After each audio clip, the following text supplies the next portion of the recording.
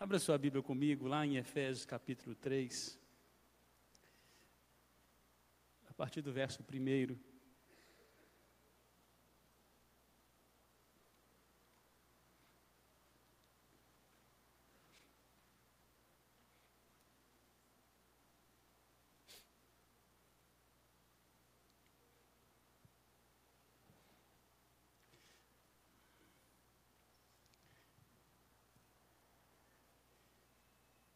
Nós temos feito a exposição desta carta nas últimas semanas.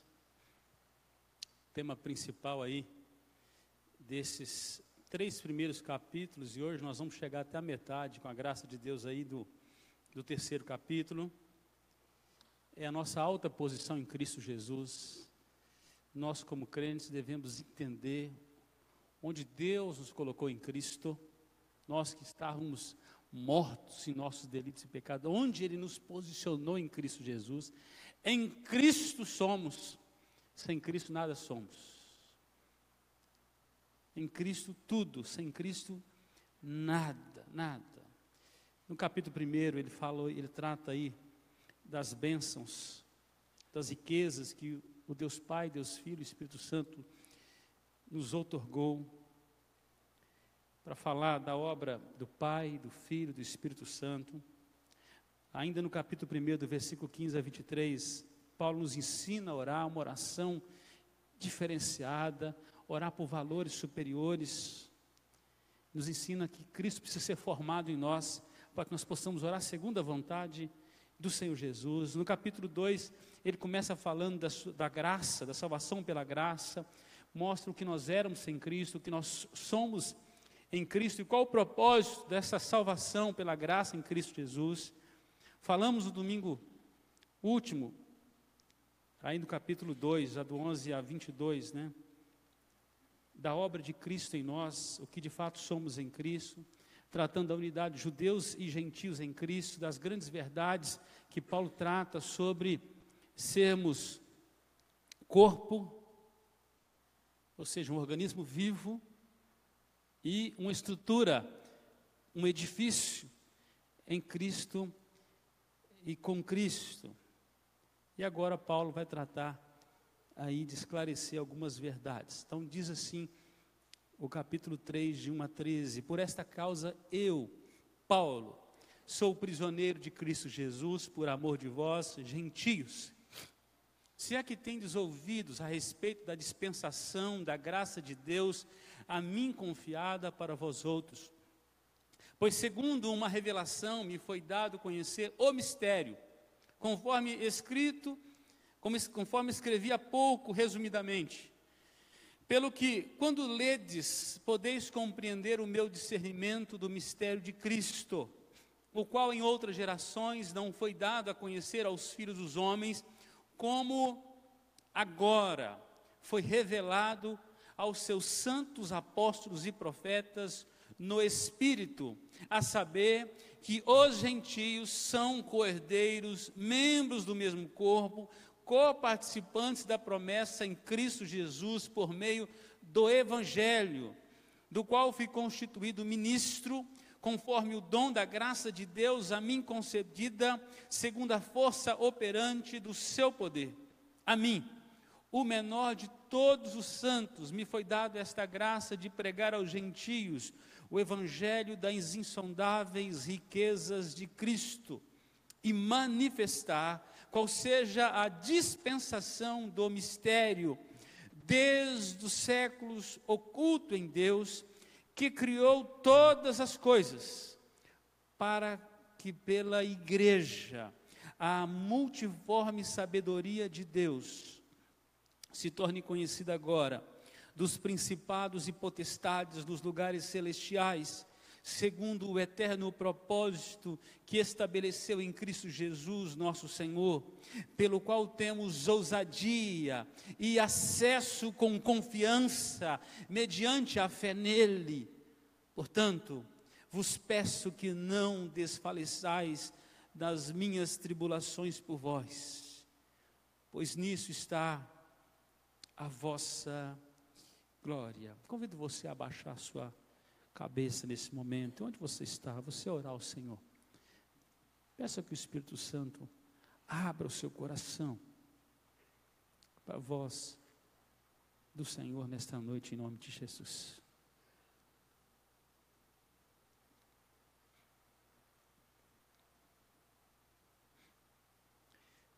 Te damos graças ao Senhor por tão grande salvação, por tua palavra revelada pelo Espírito que ilumina a nossa mente, os nossos sentidos para entender, para compreendê-la, que muda o nosso coração para recebê-la, mudando as nossas vontades, inclinando-nos à tua vontade, que nesta noite o teu Espírito Santo mais uma vez trabalhe em nós e que sejamos a terra boa do Senhor, que a semente do Senhor lançada produza frutos para a glória do Senhor, para o nosso bem, para a nossa alegria, no nome de Jesus. Amém e amém. O nosso tema nesta noite é o mistério revelado.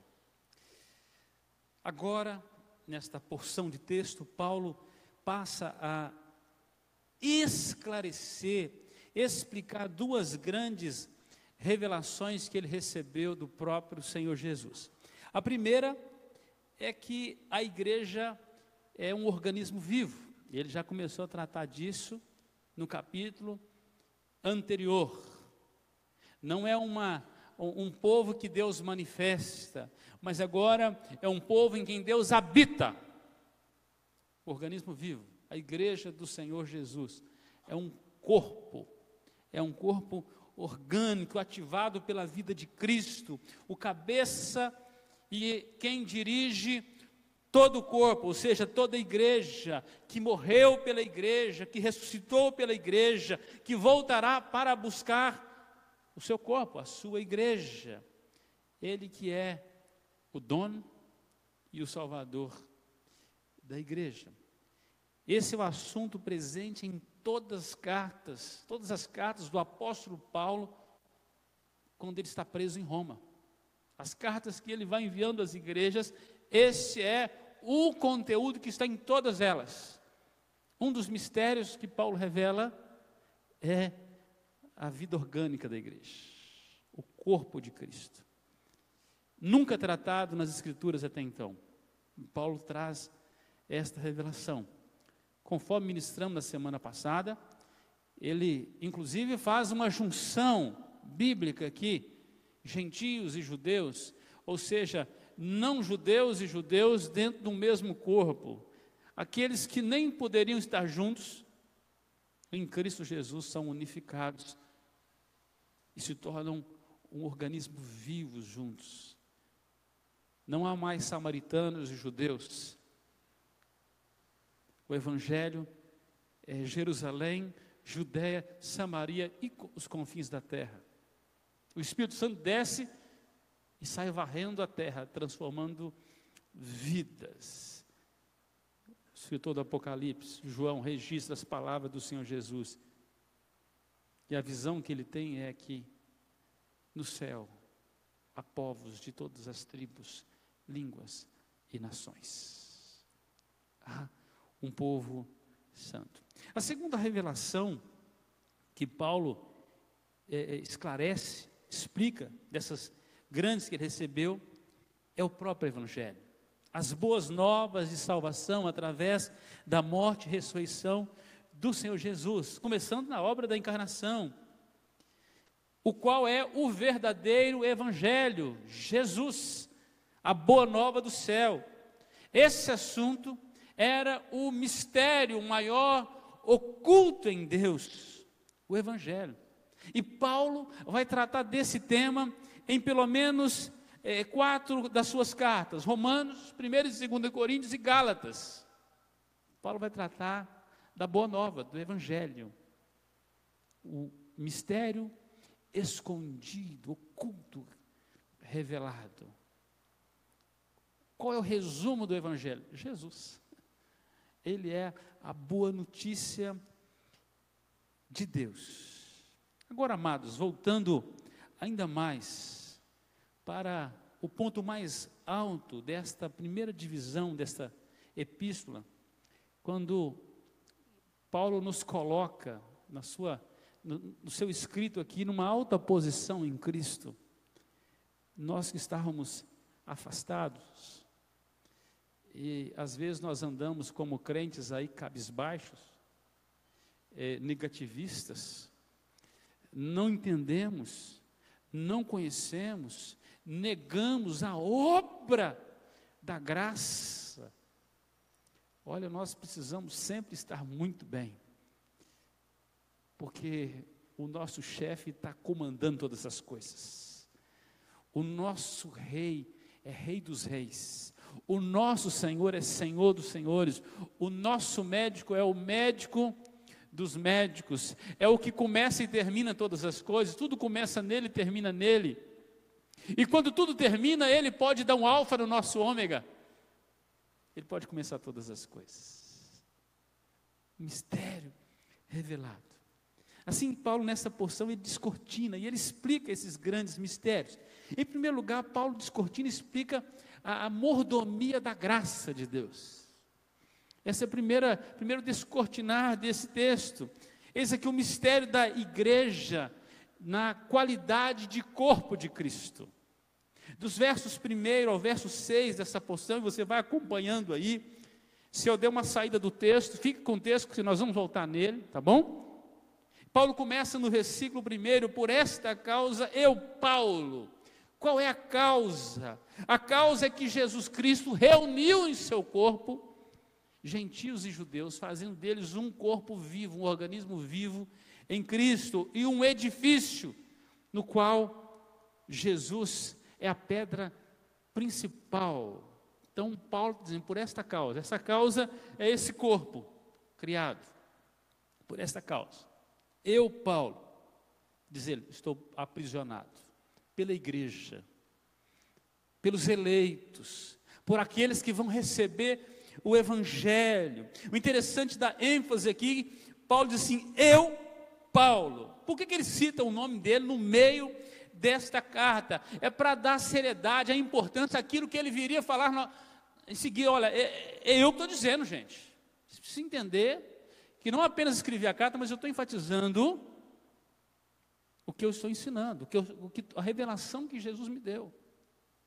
Paulo está chamando a atenção dos leitores, e ele diz assim, olha, aquilo que eu vou revelar é muito importante, então vocês prestem atenção. Eu, Paulo, prisioneiro, diz assim, sou prisioneiro de Jesus Cristo. É claro que Paulo era um prisioneiro de Cristo, ele estava aprisionado num chamado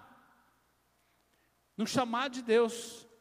O homem que outrora livre do evangelho, um escravizado nos pecados, perseguia a igreja, agora está livre do mundo, aprisionado em Cristo, ainda no mundo, aprisionado em Cristo, capturado por Cristo. Ele era um prisioneiro em Roma, e foi por amor aos irmãos e a Cristo que ele era prisioneiro, por causa do evangelho. E ele vai dizer que ele fazia tudo por causa do evangelho. E ele diz que ele era devedor ainda a bárbaros, a outros povos do evangelho. Paulo diz assim, olha, eu tenho uma responsabilidade tão grande de fazer o evangelho de Jesus conhecido, eu estou aprisionado. Os grilhões de Paulo não estavam apenas limitados àquilo que era físico, dele estar, e essa carta é escrita por volta do ano 60, entre os 61 e 64, está aprisionado em Roma, todos os dias, acorrentado ali a um soldado romano. Ele não podia sair, apesar que ele tinha alugado um local que ele podia ficar, mas ele estava aprisionado ainda.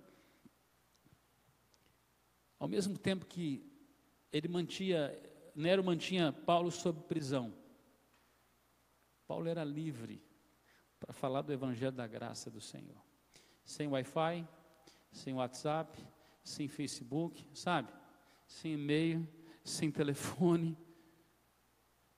Nada pôde resistir ao evangelho que Paulo trazia. esta revelação. Então ele era esse prisioneiro. Ele diz assim: ele era prisioneiro em Cristo por amor de vós, gentios. Pensa em multidão. Pensou aí? Multidão. Multidão de povos. Gentios. Não é um grupinho de povo, não é uma nação que era mais inferior da terra. Hebreus. Paulo está chamando assim, olha, é para o mundo todo. O evangelho para todo o mundo. Como falta crentes como Paulo, dispostos a se escravizar pelo evangelho, a se aprisionar pelo evangelho, por amor a Cristo e por amor às ovelhas perdidas.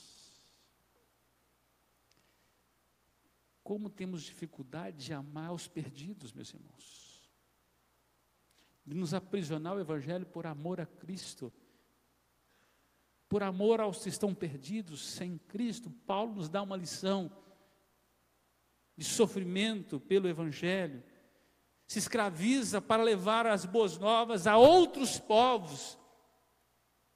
Ele é a visita que ninguém quer receber, é a visita inoportuna, apesar que era muito oportuno o evangelho da graça. É o sujeito que não foi convidado na cidade e vem trazer uma mensagem que salva a cidade. E em diversos momentos Paulo é apedrejado, é açoitado, é perseguido.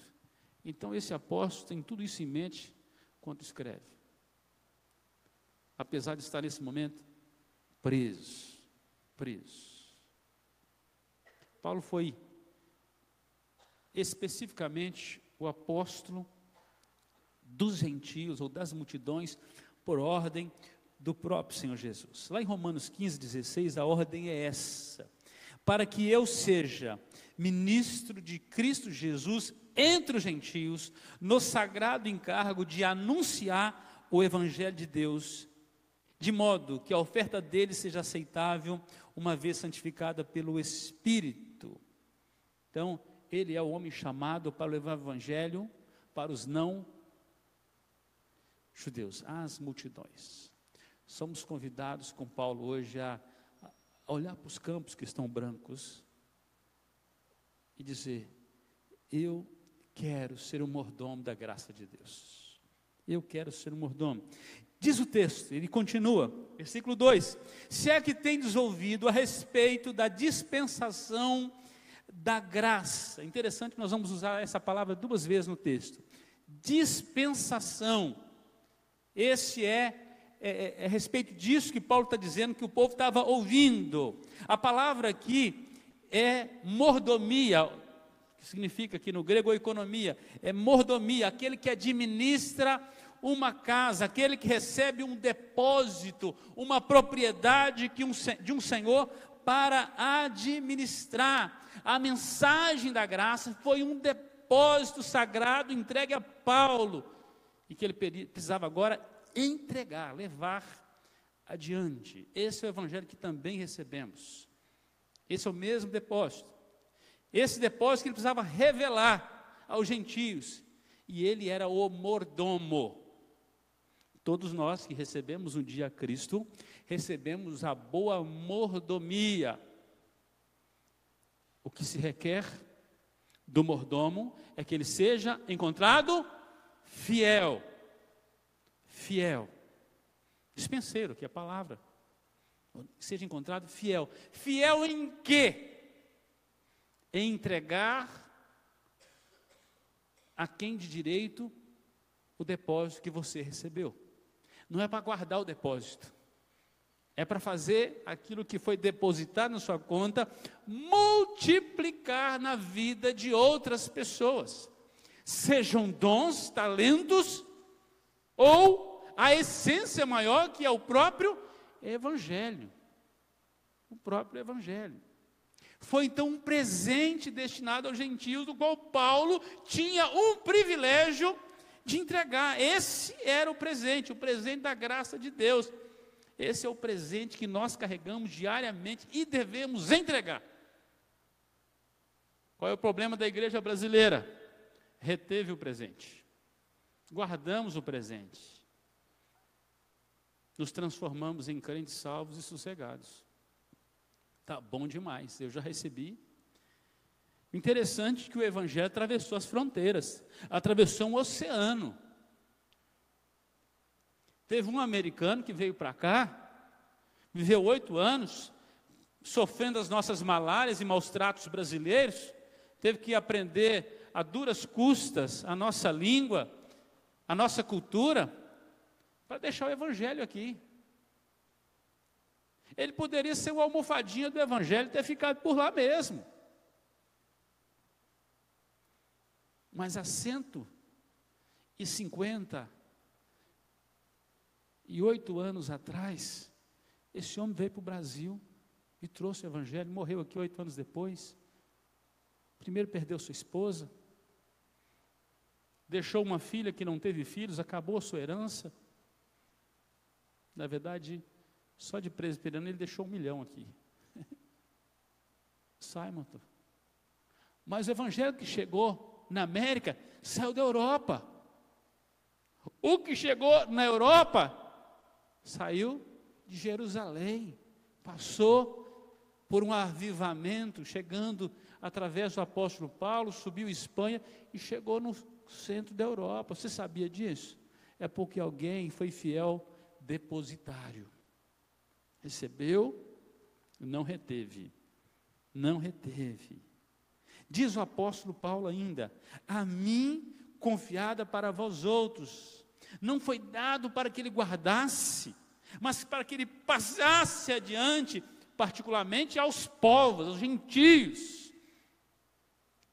O evangelho, meus irmãos, eu anotei essa semana, quando eu pensava, o evangelho não é água parada.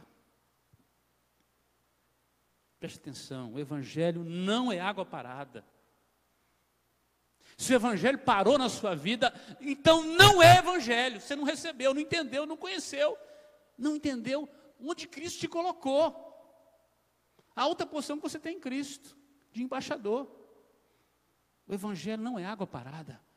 O evangelho é fonte. É fonte. Você não consegue aterrar uma fonte, calar uma fonte, estancar uma fonte. A natureza da fonte é jorrar. O que é natural de uma fonte é dar água, mais água, mais água. O evangelho é assim. Esse é o bom depósito. Precisa continuar correndo, levando vida, não podemos reter o evangelho, precisamos pregar o evangelho. Essa é a nossa vocação. Nós nos machucamos tanto porque muitas vezes nós nos tornamos exatamente o contrário daquilo que deveríamos ser. Água parada. E aí você tem com água parada, tem que chamar o nosso diácono Newton, que trabalha com o pessoal da dengue, porque dá mosquito, não é isso? Dá doença, mata. É o evangelho que mata. O evangelho da vida, ele é transfusão. E quanto mais tempo de igreja, mais água parada a gente se torna. Se a gente não renova a nossa mente, não continua na evangelização, na proclamação, sabe? Ao invés de se tornar um dispenseiro, quer guardar as bênçãos. Tudo que Deus te dá é para você investir no reino, seja seus recursos materiais, os seus dons e o evangelho. Quanto mais você dá, melhor água você vai produzir. Quanto mais gente você descedentar, mais satisfeito você vai ser. Do contrário, você vai ser alguém doente. Porque você recebeu um bom depósito e guardou. Eu me lembro, na minha infância, a minha avó, mãe da minha mãe, ela guardava dinheiro debaixo do colchão. Lembra do povo guardava assim, medo de colocar no banco? E eu lembro uma vez que eu levantei o colchão, um colchão de mola, acho que tinha uns 20 quilos de dinheiro. Pensa em dinheiro. Os R$1.000, lembra? Vocês não lembram, não? Foi ontem, gente. Eu sou jovem. Não valia mais nada. Só dava ácaro. Ela pegava aquele bolo de dinheiro, levava, já venceu. Já estamos no cruzado novo. Não tem como trocar mais. Somos bons depositários. O evangelho de ontem não serve para hoje. O evangelho se renova na nossa vida como fonte, promovendo vida. Tem evangelho vencido aí, meus irmãos. Vencido. Porque não era evangelho. Não investiu o evangelho, não aplicou o evangelho. Verso 3. Pois segundo uma revelação me foi dado conhecer o mistério. Paulo sempre insistia na sua recepção direta do evangelho de Jesus Cristo. Paulo não teve intermediários. Jesus pessoalmente revelou ao apóstolo Paulo. Ele não ouviu dos outros apóstolos, ele teve um encontro pessoal com Jesus. Lá em Gálatas capítulo 1, versículo 11 e 12, ele diz assim: faço-os, porém, saber, irmãos, que o evangelho por mim anunciado não é segundo o homem, porque eu não recebi, nem aprendi de homem algum, mas mediante revelação de Jesus Cristo. Paulo está dizendo, eu tive com o chefe, direto. Eu bebi na fonte primária,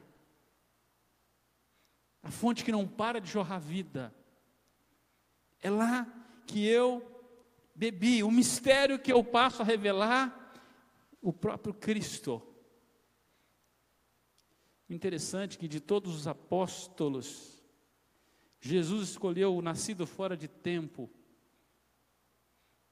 um homem habilidosíssimo, porque conhecia bem as Escrituras, e que teve que fazer uma releitura do Antigo Testamento à luz do Evangelho. Paulo compreende tudo, ele passa a escrever coisas que Pedro fala assim, era até difícil de entender. Só Paulo para entender isso mesmo. Tinha que ser esse cara que Deus chamou para revelar à igreja, que recebe direto de Jesus. Versículo 4, pelo que quando ledes, olha o que Paulo está dizendo, podeis compreender o meu discernimento do mistério de Cristo. Paulo diz assim, consegui entender. Foi revelado para mim. Este versículo lança muita luz sobre o uso da palavra mistério no Novo Testamento. A palavra significa não algo místico ou mágico, mas um segredo revelado que não foi previamente revelado, mas que foi manifesto agora. Quando for revelado, só será compreendido pelos iniciados, esse é o sentido. Por aqueles que são salvos, só esses conseguem entender o Evangelho. Tem que ter discernimento. O homem natural, o próprio Paulo vai dizer isso, não consegue compreender essas coisas. É como se você pregasse para pedras. O mistério, quando ele é descortinado, para o eleito, ele compreende. Eu lembro de uma cena, talvez a Adriana lembre também, uma das turmas que eu fiz da classe de princípios, muitos anos atrás, e eram muitos adolescentes. Foi uma das classes mais gostosas que eu fiz, porque eles tinham muito entusiasmo de aprender, mas duas jovens ficaram assim, faltaram algumas aulas, e eu sou zeloso com essas coisas. Falei, só recebo quando como membro, depois que fazer essas aulas comigo. Qual que eram as aulas? Uma delas era sobre o plano de salvação. Estudaram sobre tudo, menos sobre o plano de salvação.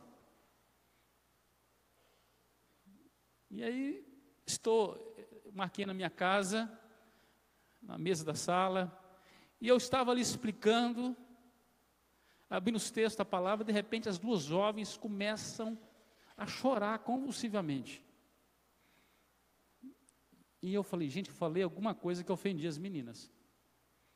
Eu, com todo respeito, querendo... E elas abraçavam a outra e falavam assim, eu entendi tudo agora. A outra, eu também. Eu falei, eu que não entendi nada. Hoje eu sei o que elas entenderam. O mistério. Espírito Santo abriu os sentidos e elas entenderam o Evangelho é revelado aos eleitos. O homem natural não vai entender o Evangelho, vai confundir o Evangelho, vai pregar outro Evangelho. Então, quando ele usa a palavra mistério aqui, é um segredo que não foi previamente revelado, mas quando for revelado, só é compreendido pelos iniciados em Cristo, pelos que passaram pela obra da regeneração. Gosta de doutrina? Regeneração, os que acordaram da morte espiritual, só esses. Verso 5: o qual em outras gerações não foi dado a conhecer aos filhos dos homens. Aí ele vai usar outra palavra, como agora foi revelado aos seus santos apóstolos e profetas no Espírito. Paulo não está falando aqui de profetas do Antigo Testamento, ele está falando de homens de Deus, profetas da sua geração.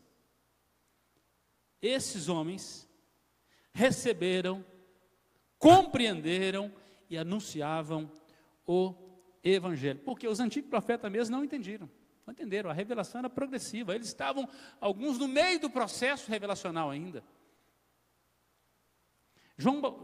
Isaías profetizou várias coisas sobre o Messias, possivelmente sem compreender aquilo que ele mesmo revelou. O descortinar acontece depois. Isaías 53, ele praticamente dá uma receita de como o Cristo vai sofrer, e exatamente, ipsis litteris. Parece que foi escrito para os dias de Pilatos. O que Pilatos ia fazer, o que as autoridades iam fazer. Olha, só seguir isso aqui é a maneira de levar Jesus para a cruz.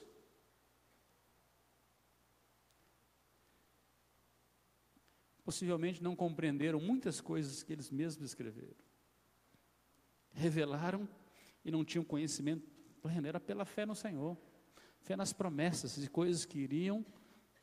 Agora Paulo fala de profetas dessa geração, como agora foi revelado, como agora foi tirado a cortina, sabe? Quando tem um presente ali, um carro novo, você não sabe qual que é, né? Tira aquele pano, opa, esse é o carro. Esse é o mistério aguardado. Mas esses mesmos homens receberam o Espírito Santo.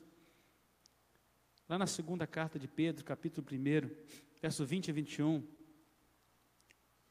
essa obra inspirada do Espírito Santo, do qual Paulo fala, assim, sabendo primeiramente isto, que nenhuma profecia da Escritura provém de particular elucidação, porque nunca jamais qualquer profecia foi dada por vontade humana. Entretanto, homens santos falaram da parte de Deus, movidos pelo Espírito Santo.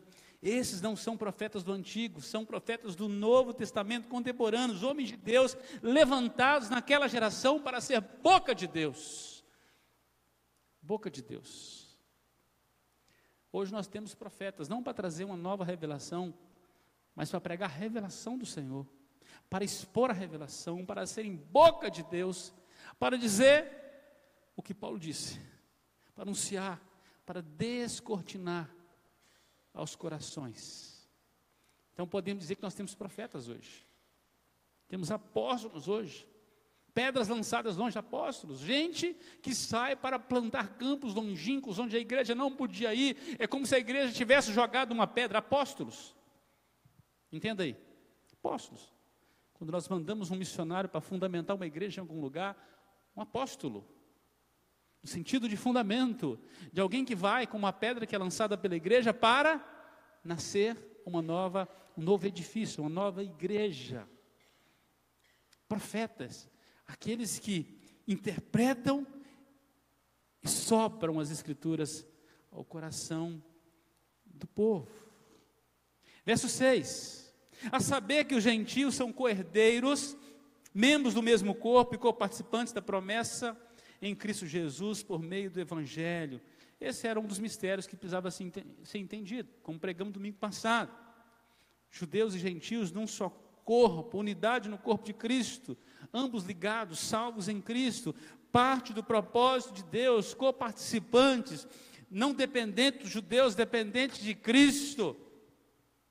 Esse é o mistério da graça, salvação em Cristo a todos aqueles que creem. E aí Paulo, ele dá mais um degrau, e ele descortina o segundo aspecto, versículo 7 ao versículo 13, o revelado mistério. Diz ele, versículo 7, do qual foi constituído ministro, conforme o dom da graça de Deus a mim concedida, segundo a força operante do seu poder. A palavra ministro aqui é diácono, aquele que serve às mesas. O maior papel que nós temos é da diaconia. Todo crente é um ministro. Está nesse mundo para servir. Está para servir. É o ministério da diaconia, não dos diáconos formais da igreja local. Somos diáconos, todos nós somos ministros. Recebemos algo que nós entregamos, servimos às mesas. Então, ser ministro não é se afastar das pessoas, criar uma alta posição, mas é entender o privilégio de ser chamado para servir humildemente aos outros, no poder, na unção do Espírito Santo, sermos usados pelo Senhor. Essa é a graça recebida. Esse é o poder dado para servir. Às vezes nós esperamos tanto as luzes, meus irmãos, sabe, as luzes da ribalta, no palco, está diante da multidão, mas Deus nos chamou muitas vezes para servir no anonimato. Servir. Seja um copo d'água, servimos a Deus, somos ministros. Ministros. Somos diáconos. Paulo está revelando o mistério. Gente, vocês estão procurando as luzes. Esquece as luzes. O importante no fim da história é o brilho de Cristo. Não é o nosso. Verso 8, a mim, o menor de todos os santos, me foi dada esta graça de pregar aos gentios o evangelho das insondáveis riquezas de Cristo. Quem queria? Ninguém. Paulo quis. Foi dado a ele o privilégio. Quem queria ir para as multidões? Quem queria ir aos povos? Olha, Atos 1:8 só cumpriu porque o Espírito Santo de Deus levantou uma forte perseguição em Jerusalém, senão o povo ficava lá. Tem hora que Deus tem que arrumar uns problemas dentro da igreja para os crentes orar, para os crentes se mover. Arruma desemprego, para o sujeito ter que mudar para outra cidade, aí lá ele começa a plantar uma igreja obrigatoriamente, sabe? Umas crises que parecem crises humanas, mas é a ação soberana de Deus. Em 1983, meu pai entra num pau de arara, coloca a família, e nós fomos do Paraná para Rondônia, 4 dias, poeira, terra e barro, terra da malária, terra do INCRA. Fui para lá, um povoadinho de nada, hoje é uma cidade, lá nasceu uma igreja, não tem igreja, meu pai era crente, louvado seja Deus por isso. Então vamos começar uma igreja, estamos aqui. Já éramos, praticamente, nós éramos 5. Era eu, meu pai e 2 irmãs, e minha mãe, 5. Depois nasceu uma irmã e um irmão. 6, na verdade, já tinha, minha irmã já era pequenininha, tinha nascido. Fomos para lá, nasceu uma igreja. Por que Deus mandou para lá? Porque o Paraná era muito bom, viu? Era muito bom no Paraná, mas Deus tinha outros propósitos. Tinha outros propósitos. Quem queria ir para os gentios? Paulo vai dizer assim, olha, eu, o menor de todos os santos. Paulo olhava para a igreja do Senhor Jesus e dizia assim, eu, o menor, o dulos, o ministro, o garçom, o que serve, me foi dado a honra de pregar o evangelho aos gentios, ao lugar que ninguém quer ir, mas falar para ele das insondáveis riquezas de Cristo. Então Paulo entendia claramente que antes dele ser salvo em Cristo Jesus, ele tinha cometido um grande gafe, ele era perseguidor da igreja. Ele tinha um pecado grave de perseguidor da igreja. Ele fez muito mal para a igreja de Cristo. E por esse motivo ele se renunciava, negava a si mesmo, tomava a sua cruz dia a dia. Não sou digno. Mas o chefe falou assim: é você que eu quero usar. O menor. Ele mesmo falou em 1 Coríntios 15, 9, porque eu sou o menor dos apóstolos, eu mesmo não sou digno de ser chamado apóstolo, porque eu persegui a igreja de Deus. Foi assim. Em 1 Timóteo, capítulo 1, 15 a 17, fiel à palavra e digno de toda aceitação, que Cristo Jesus veio ao mundo para salvar pecadores, dos quais eu sou o principal. Mas por esta mesma razão, salvar pecadores, me foi concedida misericórdia, para que em mim, o principal pecador, evidenciasse Jesus Cristo a sua completa paciência, ou longanimidade, e servisse eu de modelo a quantos hão de crer nele para a vida eterna. Ou seja, se Jesus viu graça em mim, o perseguidor, se ele me amou, por que não vai salvar os gentios? Por que não vai estender o evangelho a outros povos? Se olhou para mim, eu não prestava. Você entende de onde você saiu? De vez em quando eu fico pensando de onde Jesus me tirou. Eu falei, por que ele foi me visitar lá, né? Não merecia. Eu não merecia a graça de Deus. Aí ele termina essa porção: assim, ó Rei eterno, imortal, invisível, Deus único, toda a honra, glória, pelos séculos dos séculos. A maior honra, a maior glória da igreja é fazer Jesus brilhar, é deixar que a glória seja sempre dele, por direito. Essa é a missão do crente, fazer Jesus brilhar, e o crente se tornar um canal, um instrumento, um meio, pelo qual as pessoas vão ouvir da graça de Deus para a glória do Filho de Deus. Olha o que Jesus disse Ananias a respeito de Paulo, em Atos capítulo 9, 15, 16. Mas o Senhor lhe disse: vai, porque este é para mim um instrumento escolhido para levar o meu nome perante os gentios e reis, bem como perante os filhos de Israel, pois eu lhe mostrarei quanto lhe importa sofrer pelo meu nome. Este é para mim um instrumento, um canal. Você já pensou como Jesus vê você? Está dizendo assim: olha, fulano de tal é para mim um instrumento. O instrumento ele tem que ser útil, ele tem que ter uma função no corpo. Deus não nos colocou no reino dele, não nos salvou pela graça sem propósito. Tudo que ele faz é segundo um propósito bom, preparado eternamente. E aí ele conclui esse versículo dizendo: o evangelho das insondáveis riquezas de Cristo. O conteúdo do evangelho não pode ser mensurado, conhecido e nem qualificado pelo homem. Tem um caráter elevado, ilimitado. É sobre isso que nós anunciamos. Nós vendemos o maior produto do evangelho, pela graça. Às vezes pregamos o evangelho sem entusiasmo. Amados, nós levamos uma riqueza, o medo de ser assaltado no meio da pregação é muito grande. Levamos uma riqueza, carregamos pérola de grande valor. Deveríamos fazê-lo com entusiasmo. Somos boca de Deus. E às vezes temos vergonha de pregar o evangelho, do qual Deus nos confiou.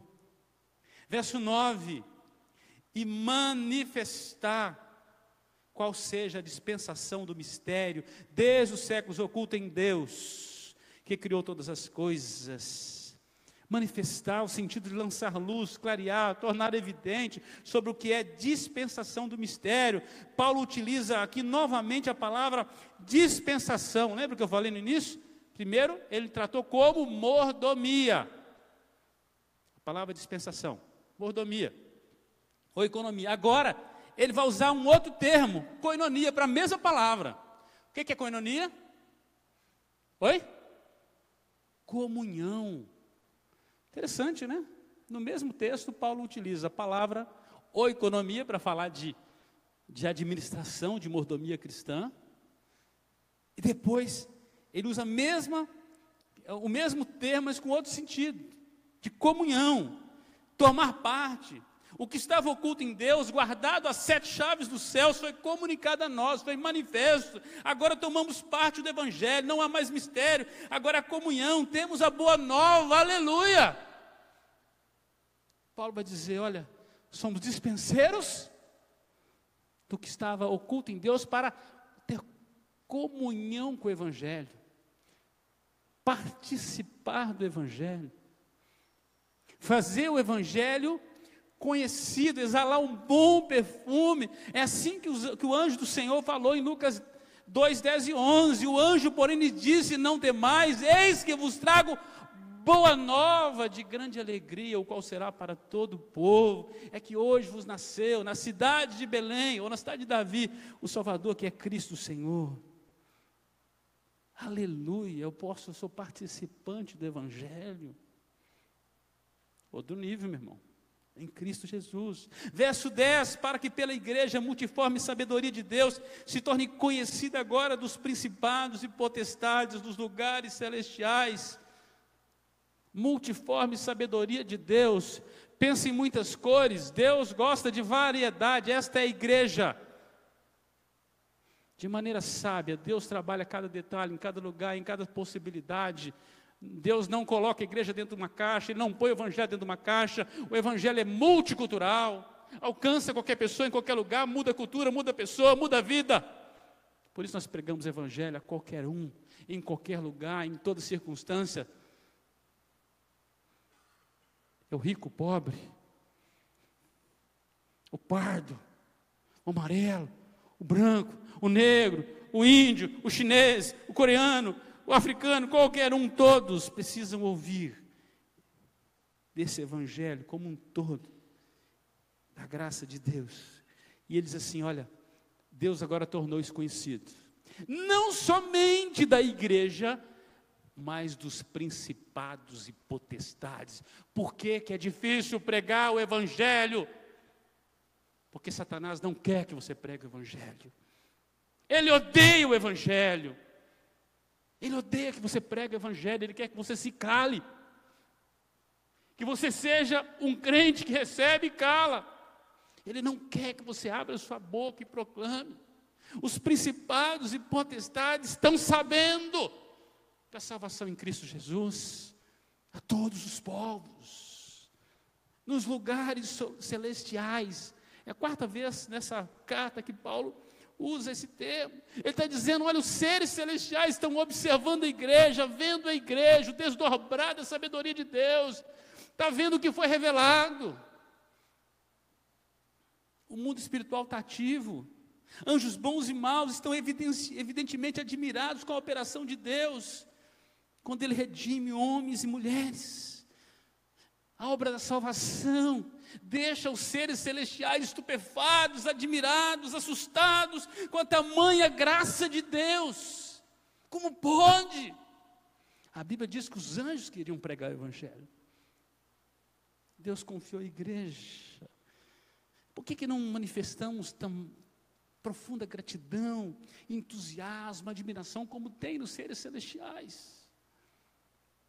Se nós não amamos os pecadores, e não damos o valor que eles têm em Cristo Jesus, saiba que Satanás os odeia, investe o inferno inteiro numa vida. Mas diz também que a salvação de uma vida produz festa no céu. E Deus dá mais valor a um pecador do que ao mundo inteiro. Um pecador arrependido do que ao mundo inteiro. Uma ovelha para Jesus vale muito. Por isso, anunciamos o evangelho da graça de Deus. Dá para você entender o mistério que Paulo está revelando, está trazendo, descortinar os crentes. Gente, nós estamos nos tornando em água parada. Precisamos ser fontes. Verso 11, segundo o eterno propósito que estabeleceu em Cristo Jesus nosso Senhor. É o mesmo propósito que ele escreveu lá, aos Romanos capítulo 8. Daquele Deus que justifica. Já não há condenação para os que estão em Cristo Jesus. Todas as coisas cooperam para o bem daqueles que amam a Deus, daqueles que são chamados segundo o seu propósito. Deus planejou as coisas, está tudo funcionando bem. Em Cristo, ó. Em Cristo está tudo bem. Em Cristo está tudo certo. Todo mundo olha para o comandante e ele continua governando. Louvado seja Deus por isso. Quando perguntar se você está bem, mesmo não estando bem, diz assim: em Cristo estou bem. Em Cristo estou bem. Sempre bem. Entenderam aí, juventude? Sempre bem. Sempre bem. O propósito dele. Efésios 1:11, nele digno, no qual fomos feitos também herança, predestinado segundo o propósito daquele que faz todas as coisas, conforme concede sua vontade. Não pergunta para ninguém e faz, é Deus. Esse é o propósito eterno de Deus, salvar pecadores. Não perguntou para o diabo, não perguntou para anjo nenhum, apenas decretou, planejou tudo para a glória dele. Eu vou salvar. E é Jesus que vai morrer por eles. E qual que é o método? Jesus não perguntou para os anjos: quem é que vai pregar o evangelho? Jesus disse assim: quem vai pregar o evangelho é os crentes. Se os crentes falharem, Deus não tem não tem plano B não, irmão. É você. E com Jesus é missão dada, missão cumprida. Se você já pensou em General Bravo, o nosso deu ordem: pregar o evangelho a toda criatura. Toda criatura. Verso 12. Verso 12. Pelo qual temos ousadia e acesso com confiança mediante a fé nele, isto é, em Cristo. Temos acesso com confiança, nos tornamos aceitáveis diante de Deus e temos a certeza do olhar favorável de Deus a nós, por pura misericórdia, em Cristo. É o que o autor de Hebreus escreveu lá no capítulo 10, verso 19: tendo, pois, irmãos, intrepidez para entrar no Santo do Santo, pelo novo e vivo caminho, em Cristo. É por isso que nós temos confiança para entrar na presença de Deus. Em Cristo. Fora de Cristo não podemos aproximar, não podemos entrar, não temos acesso. Cristo é o nosso acesso pela fé. Paulo está dizendo: os gentios têm acesso. Saiba que tem gente que você nem ama, não faz nenhum esforço por elas, mas que Jesus morreu por elas na cruz e deu acesso direto ao trono da graça a elas. Gente que você não está nem aí, Ele está aí, Ele está afim, Ele quis. Louvado seja Deus. Verso 13: portanto vos peço que não desfaleçais nas minhas tribulações por vós, pois nisso está a vossa glória.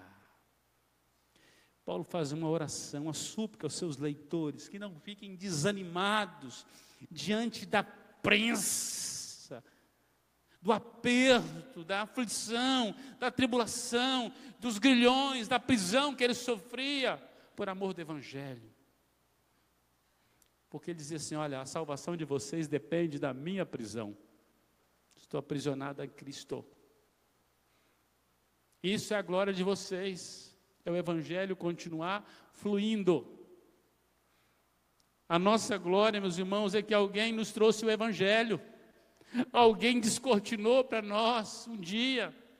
Seja numa EBF, contando a história, pelas cores, livro sem palavras, pregando numa praça, colocando um hino, convidando para ir num culto. Alguém descortinou o evangelho para a gente. Alguém se aprisionou a Cristo por nós. Isso é graça, isso é amor. Paulo já havia dito antes que fazia tudo para que o evangelho fosse conhecido. Não há preço tão alto a se pagar, se o objetivo é fazer o evangelho de Deus conhecido. Não tem preço tão alto. Há privilégios. Foi assim que Paulo expressou em 1 Tessalonicenses 2,8. Assim, querendo-vos muito, estávamos prontos a oferecer-vos não somente o evangelho de Deus, mas, diz Paulo, mas igualmente a própria vida. Paulo estava dizendo assim: nós estávamos dispostos a morrer por vocês, para levar o evangelho. É por isso que a gente recebe notícia de gente que não quer sair do meio das tribulações, dos campos pregando o evangelho. Tem que dizer assim, mas você pode morrer lá. Ele fala assim, mas alguém pode receber vida. É por isso que eu estou lá. Eu quero concluir trazendo à sua mente duas coisas sobre esse mistério revelado. Primeiro, que Jesus te ama tanto, nos ama tanto, tanto, que nos elegeu e nos deu o privilégio de sermos agora porta-voz, mordomo de sua graça, saber de anunciar às multidões que eles também são participantes da mesma promessa e da mesma herança. Gente que a gente não gosta, mas Jesus gosta muito. Somos conclamados até esse privilégio. Segundo, que essa promessa só é alcançada quando eles conseguem compreender e receber esse mistério, o mistério, Jesus, o evangelho puro, o evangelho simples.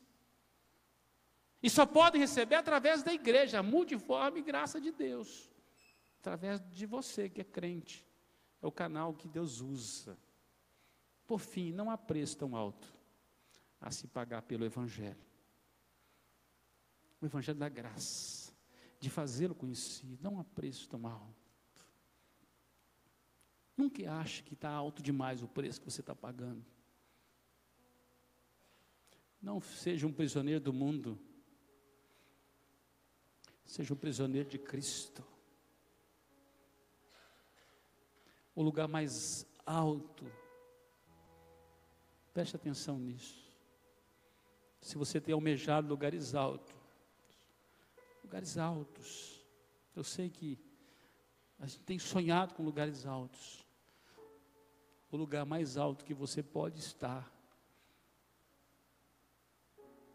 é aos pés de Jesus, algemados a Ele. Não tem lugar mais alto. Você não pode desejar nada mais do que isso, que é dar aos pés de Jesus e dizer para Ele, envia-me, deixa eu participar do que o Senhor está fazendo. Eu tenho feito uma oração para daquilo que Deus tem propósito de fazer, que Ele não faça sem mim, que eu tenha o privilégio de participar do que Ele está fazendo, que eu tenho o privilégio de estar ali junto, de ser um instrumento, de ser um canal, de ter entendido esse mistério e de poder revelar a outros o que eu recebi do Senhor. Quando você for pregar o evangelho, pregue com entusiasmo, de alguém que tem um segredo tão precioso. E é isso que você está contando às pessoas, porque de fato é. E elas vão receber o melhor presente da sua eternidade. Não mercadeje o evangelho. Pregue. Dê o valor que o evangelho tem. E se entenda que você é o privilegiado na história. Você é o depositário, Jesus colocou na sua conta e te fez mordomo do evangelho, da graça de Deus. Feche seus olhos. Você podia orar por sua vida nesse momento. Talvez você entrou aqui, você tem sido água parada. Não quero te ofender com esse termo, mas talvez você está retendo o evangelho. Você desaprendeu a pregar o evangelho. Talvez você não compreendia o evangelho. A minha oração hoje é que o Espírito Santo revele ao seu coração o evangelho verdadeiro de Jesus. Descortine e enche o seu coração de gratidão, para você entender o privilégio, que você está numa alta posição em Cristo Jesus, você é embaixador desse evangelho, você é o usufrutuário desse evangelho, recebeu para repartir.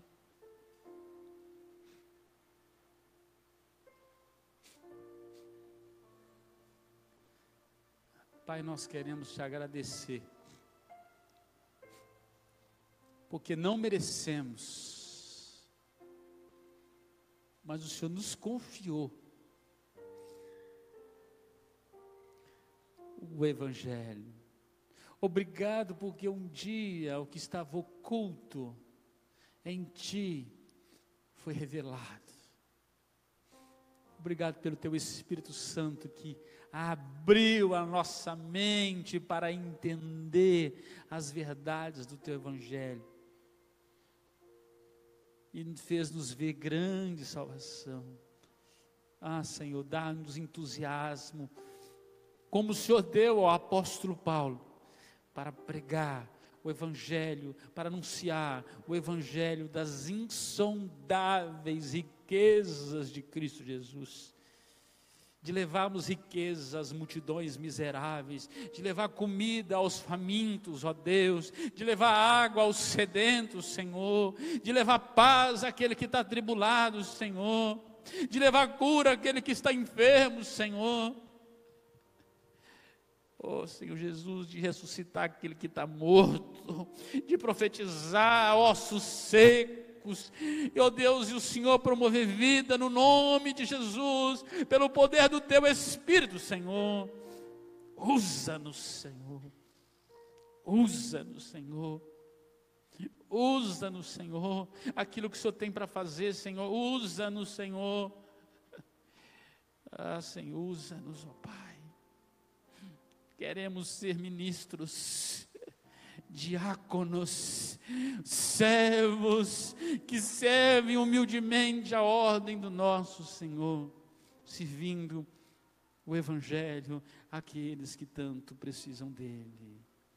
Aviva a Tua obra em nossos dias, em nossas vidas, em nome do Senhor Jesus. Fique de pé, meu amado irmão, vamos cantar este hino.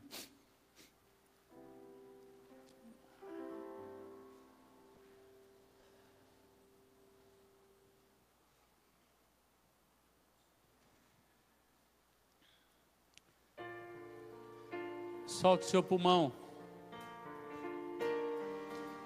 Não faça de conta. Cante para Jesus com toda a sua vontade. Declare a Ele, no nome de Jesus.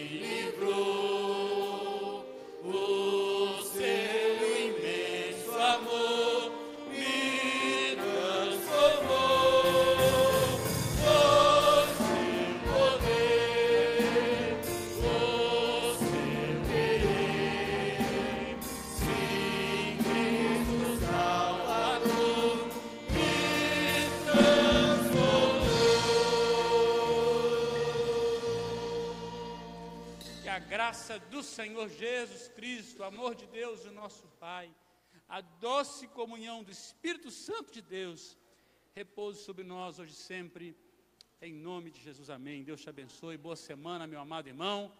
Quinta-feira, culto de gratidão. Sábado e domingo, congresso da juventude, orando e presente. Deus te abençoe.